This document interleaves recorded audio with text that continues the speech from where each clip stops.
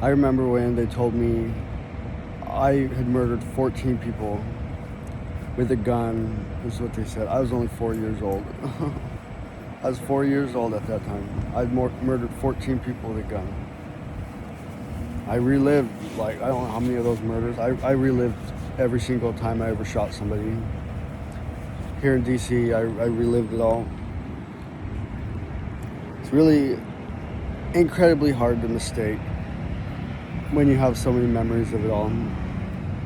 I don't know why they were giving me a gun all the time. I mean, I was telling people to come over and give me brain injuries because I had murdered anybody at any point in time, and I just kept doing that. And so I just murdered more and more people. More and more people would come over, and then they'd get murdered because I told them to do something for me. I kept telling them to do things for me, and then they kept getting murdered because, well, somebody would give me a gun, knowing exactly what they did. It would be on video. There'd be so much crime that I could expose to get more violence and murder committed, and that's what I was like at 4 years old. And I was like that at 4 years old because I had already murdered somebody. I'd already used a gun. After the first time I used a gun, I mean, I shot, I don't know how many people I shot in the back of the head, in the front of the head. Some of those people, I would get so much sensory recollection from it because I would go poke them. I'd stick my finger in the bullet holes. I would, even interact with their corpses. I remember ripping puppy dogs' heads clean off. I remember exactly what that felt like. What it felt like to rip a baby puppy dog's head right off. And then I'd go to somebody's house and I'd put him there, and then I'd go and tell all the neighbors they're murdering puppy dogs. Go look at that house. Go look at that house. They murdered all those puppy dogs is what they did. And some of my hysterical laughter comes from those situations where I was that young and I was doing that kind of thing. But some of the sensory recollections were, because I wouldn't believe that I had actually killed somebody. So the police would show me and prove to me the best that, oh, hey, this is a dead body right in front of my eyes. Because I'd look at it. Sometimes they wouldn't let me go look at the bodies anymore. They'd say, no, you cannot go touch that. And then I would just continue to believe I hadn't murdered somebody. It was because my brain at that age, with the disability I had, could not physically believe that I had ever murdered somebody. And I remember what that felt like. I could not believe that I had ever murdered somebody. I could physically not believe that I was killing somebody. It was because I physically could not think when I tried to think that same exact thought. I remember when they told me, oh, that was 14 people I killed. All the way in San Diego, I killed somebody. I hadn't known about Washington, D.C. yet, or if I'd killed anybody in the area. Oh God, I just killed so many people. I was just a 4-year-old. I was 4 years old and I was shooting people with a gun all the time, and I was telling people to hurt me. And it all started because I think somebody told me, they taught me how to run around, and I would go around and I'd say, finger me, you bitch, because I asked my mom's girlfriend, how do you get fingered? And she said, well, I go up to her and I do this, and I say, finger me, you bitch, is what she said. And I'd run around and I'd do that to guys. I'd run around and I'd do that to everybody. Somebody ended up doing it to me. I don't remember all of it all the time, but some lady officer, I think she told me I killed 14 people. By that time, she wanted to know how many more people I killed, because I mean, there were people with guns around me. There was this old Western guy. He had a gun all the time, but he let me shoot these two black guys. I shot this one guy's brother or something, I don't know, because I was getting raped all the time by pedophiles and child molesters, because I mean, it just became common that I'd get butt fucked or something. I was on Grindr, and I was getting raped and sex trafficked, and somebody eventually did hook me up to those devices, and they'd electrocute me for hours. But the first time that ever actually happened was when I was a kid, and it was with one of those devices, and I had a seizure. I thought it was Danny, but I don't know. I thought it was. I thought a lot of people were Danny, but then it becomes so unclear. As a child, who couldn't see who was in front of them anymore, who couldn't, you would just ask people, who are you? And it was after those black kids lobotomized me, I think, a lot of the time. These 2 black kids, they ended up getting shot by me because that guy knew what they did to me. And he handed me the gun. I went up and I shot him. I had the guy reload the gun. I went and I chased the other guy down the street and I shot him too. My aunt said he survived, and I kept asking so many questions about it. And he came back to the scene, showed me pictures of his brother. I still didn't believe it. I still didn't believe I shot it. But one thing that finally got me was when I went and the police let me examine the body.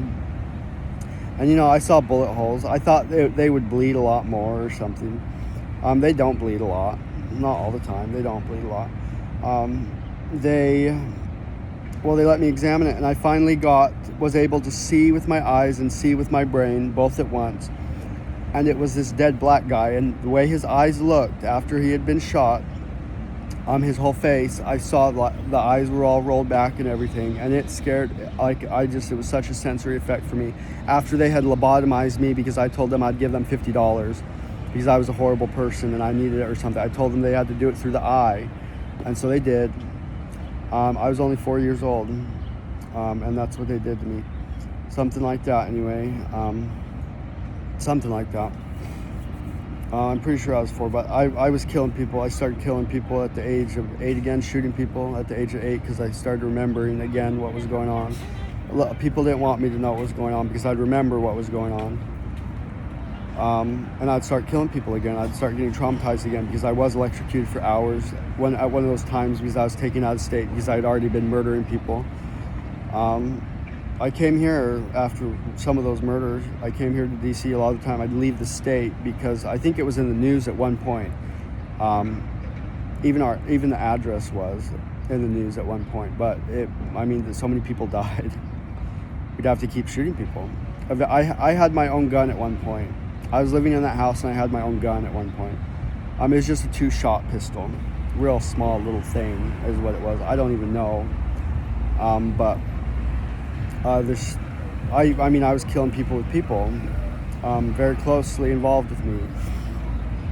And so I've killed a lot of people. I guess I was only like 4. Who knows? I was traveling all over the States and shit because of it. Killing people all over the States. The person who electrocuted me, I remember I shot him in the leg. I don't know how many times. Probably emptied my whole leg. His whole leg was fucked up. I remember I was on the road somewhere. I ended up shooting him in the head. Probably, I don't know how many times. I probably emptied a whole gun into his head. Oh, it makes me sick thinking about it because I remember I emptied a whole gun, and was that the same guy? I don't remember. No, there's somebody else's head, but I was getting sick from it because I was just in there with the corpse. I don't know for how long. I was having people follow me around, who knows. There was a lot of crazy shit going on, but I was killing people when I was 4. Who knows if I was killing people before that? Who knows if I killed my whole family because some black guy abused me or something? I don't know, on the street because I said the N-word to him for the first time. He had a gun. Who knows if I got him there for some reason? Because of the gun, I think I would ask for him to bring a gun. I don't know. If I had ever used a Glock before I used one of those ones,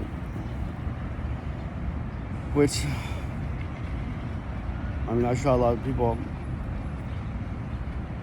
Would have killed the ambulance lady. My mom would have been giving me meth then too, because I was killing people. I shot her girlfriend or something. Who knows? Who knows about all that shit? I could have made it up. But it's all real to me. It feels so real. I don't even care much. It's not supposed to be real either way. So now here I am sleeping on the streets. Oh God, because I can't move. Oh my God. Yeah, I remember shooting every single one of them. Oh God. fingering some of their bullet holes and shit. God, other people were killing people because of me. Oh, it was such a big scene. You know? And when I went to those states to kill those people in San Diego, I killed people there. There's so many violent memories. They probably did their best throughout these years to try to make me forget some of that stuff because I never knew. You know, they'd layer information on top of information that happened exactly at that point in time. So they would, you know, create, all layer on each other. Eventually you would be able to remember it though, because I mean, it was the first memory. Some of the deepest memories are the first memories. And I mean, gosh, Danny's here walking with me here again in DC. I had impulsive conditions so bad, I'd keep coming back to DC. I had impulsive conditions so bad, if I ever held a gun once, which of course they'd let me hold a gun once, too many adults would, I would have shot somebody. And I would have killed, I don't know how many different people I would have killed, but I remember when they told me it was 14 people I'd killed. You know, I was a kid, I shot some pregnant lady in the stomach. That's fucked up. But I remember when the guy chased me in the store after that, you know, but I also used the soundboard, where I could have gotten the ideas from actual events that would have happened eventually, because I mean, I couldn't think. I'd been lobotomized, I'd been brain fucked up, had contusions from electrical devices shocking me in my frontal lobe so bad I would have probably been completely brain dead. Using one of those things and hooking it up to my temples for hours, I would have been completely frontal lobe dead all the time. I would have just known so many things to say on the soundboard, listening to voices I'd create.